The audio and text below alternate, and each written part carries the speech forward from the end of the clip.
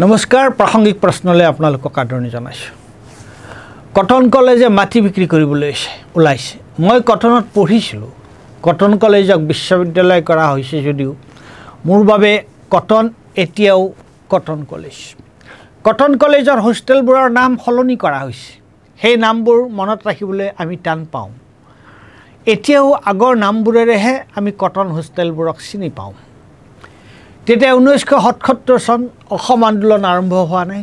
প্ৰথম বছৰ বাহিৰত থাকি মই কটনত পঢ়িছিলোঁ আৰু দ্বিতীয় বছৰ নিউ হোষ্টেলৰ বাসিন্দা হৈ কটনত পঢ়িছিলোঁ 1978 চনত।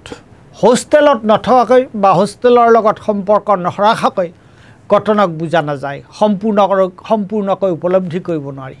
হোষ্টেললৈ অহাৰ পিছত বুজিছিলোঁ, অনুভৱ কৰিছিলোঁ যে সেই সময়ত কটনত এটা মেট্ৰপলিটান মানে মহানগৰিক শৈক্ষিক আৰু সাংস্কৃতিক পৰিমণ্ডল গঢ় লৈ উঠিছিল। সেইটো আছিল কটনলৈ অহা বাহিৰৰ বতাহ। তাৰ ভিতৰৰ বতাহত আছিল অসমখন। কটন আছিল এখন জীয়া অসম।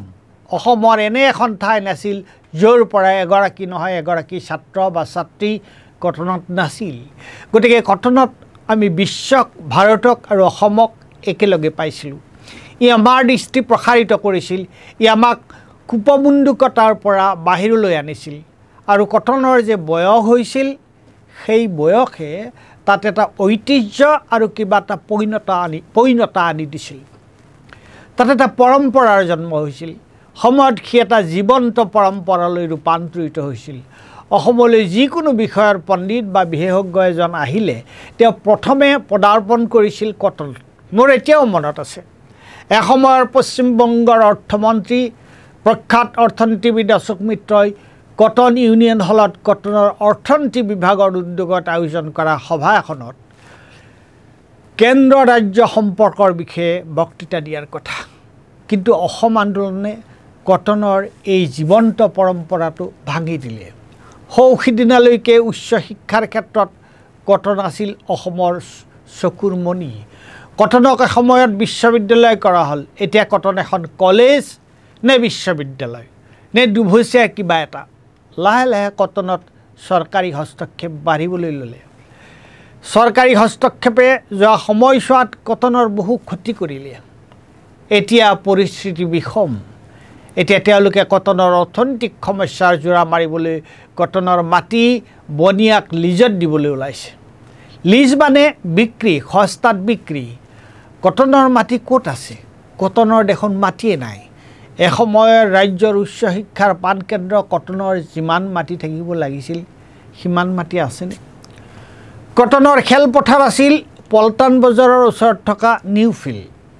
সময়ত কোনে কি বদমাচি কৰি নিউ ফিল্ডখন কটনৰ পৰা লৈ গ'ল? কটন নীৰৱ হৈ থাকিল। কটন মানে কটনৰ ছাত্ৰ সমাজ, শিক্ষক সমাজ আৰু কটনৰ লগত জড়িত প্ৰত্যক্ষ বা পৰোক্ষভাৱে সকলো। কটনৰ পইচাৰ সমস্যা। মাজতে উচ্চ শিক্ষা মিছন ওলাল। কলেজবোৰক পইচা দিলে। ধুনীয়া অট্টালিকা, ধুনীয়া পদূলি, ধুনীয়া সভাগৃহ, ভাল কথা। কিন্তু এতিয়া কিয় পইচা নোহোৱা হ'ল? এতিয়া চাৰিওফালে ৰেৱাজ উঠিছে। উচ্চ শিক্ষাৰ অনুষ্ঠানসমূহে বোলে নিজেই নিজৰ খৰচ উলিয়াব লাগিব। চৰকাৰ এখনৰ মতলব কি? চৰকাৰৰ দুটা প্ৰধান কাম, এটা শিক্ষা আৰু আনটো হৈছে স্বাস্থ্য। শিক্ষাৰ অৰ্থই হৈছে ব্যক্তিৰ সবলীকৰণ। সেইকাৰণেই স্বাধীনতা আন্দোলনৰ সময়ত বিনামূলীয়া আৰু বাধ্যতামূলক শিক্ষাৰ কথা কোৱা হৈছিল। সেই অধিকাৰ কাৰ্যকৰী কৰিবলৈ আইন কৰা হৈছে এতিয়া সৌসিদিনা 2009 চনত। উচ্চ শিক্ষাৰ অনুষ্ঠানবোৰক নিজে নিজৰ খৰচ উলিওৱাৰ কথা কোৱাৰ অৰ্থ হ'ল আওপকীয়াকৈ শিক্ষাৰ ব্যক্তিগতকৰণ কৰা। সকলো অদৰকাৰী খৰচ কৰি ভোট কিনি চৰকাৰত থাকিবলৈ চৰকাৰৰ পইচা আছে।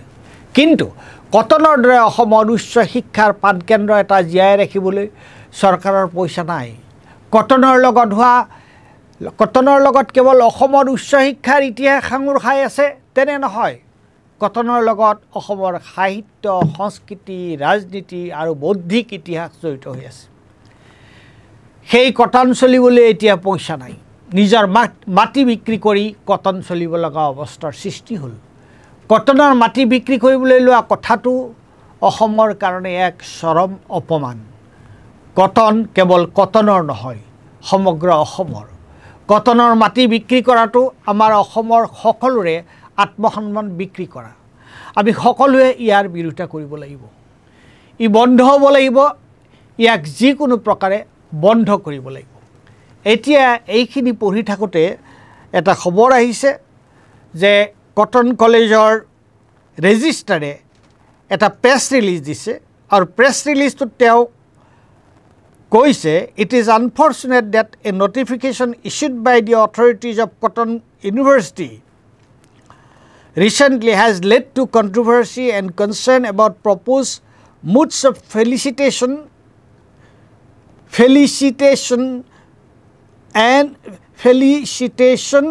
and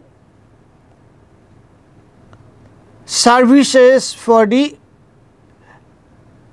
mood of felicitation and services for the student community মই কিন্তু এই কথাটো ভালকৈ বুজিবলৈ টানেই পাইছোঁ এটোৰে কি কোৱা হৈছে the notification centered around the constitution of standing committee intended to evaluate and scrutinize the prospect and possibilities of bringing in a few parties to cater to students and academic needs. Cater to student and academic needs. Actually, this notification, as a notification, tell likhise etu kintu tar bhakhatue kiba odbhut dhornor. However, the news circulated on May 14, 2024 by a section of the media regarding institutions' land extrapolating from the content of the notification have been misreported and are false and baseless.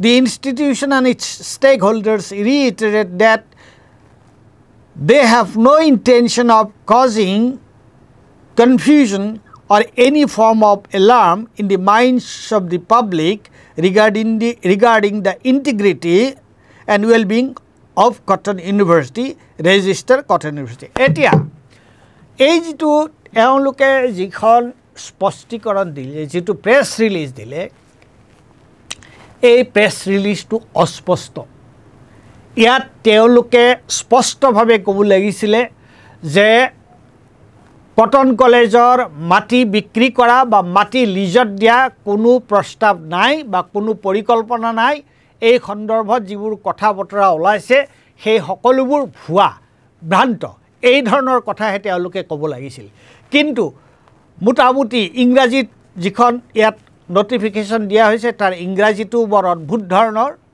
আৰু তাত কথাটো তেওঁলোকে স্পষ্টভাৱে এই যেটো বিতৰ্ক ওলাইছে যে কটন কলেজে মাটি বিক্ৰী কৰাৰ কথা যেটো ওলাইছে সেই কথাটোক তেওঁলোকে স্পষ্ট ভাষাত তাক নুই কৰিব লাগিছিল আৰু তেনেকুৱা কোনো প্ৰস্তাৱ কটন কলেজে লোৱা নাই বুলি ক'ব লাগিছিল কিন্তু সেই কথাটো আমি দেখা নাপালো গতিকে এই যেটো কন্ট্ৰোভাৰ্সি আৰু তেওঁলোকে কনফিউজনৰ কথা কৈছে যেটো বিভ্ৰান্তি এই বিতৰ্ক আৰু বিভ্ৰান্তি এই যেটো তেওঁলোকে প্ৰেছ ৰিলিজ দিলে তাৰ দ্বাৰা নিৰাখন হোৱা নাই বৰং এই প্ৰেছ ৰিলিজটোৰ দ্বাৰা বিতৰ্ক আৰু বিভ্ৰান্তি অলপ ঘনীভূতহে হৈছে গতিকে অসমৰ ৰাইজে অসমৰ সচেতন মহলে কটনৰ লগত প্ৰত্যক্ষ পৰোক্ষভাৱে সম্পৰ্ক থকা সকলোৱে আমি এই বিষয়টো গভীৰভাৱে চিন্তা কৰিব লাগিব